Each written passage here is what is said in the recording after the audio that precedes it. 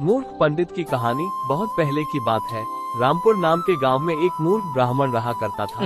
ब्राह्मण का परिवार काफी गरीब था, इसलिए ब्राह्मण की पत्नी उसे बार बार कुछ पढ़ाई करने और कुछ सीखने के लिए कहा करती थी। लेकिन ब्राह्मण बड़ा ही कामचोर था, इसलिए वह कहीं जाना नहीं चाहता था। एक दिन जब उसकी पत्नी ने बहुत अधिक जोर दिया और कहा कि आज तुम्हें स्कूल जाकर कुछ पढ़ाई करना ही होगा, तो अपने पत्नी के गुस्सा को देखते हुए वो ब्राह्मण तैयार हो गया।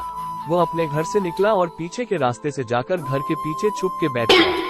थोड़ी देर बाद उसके घर में कुछ लोग आए और उन लोगों ने क्या बातें कही ये सब बस पीछे बैठे चुपचाप सुन रहा था।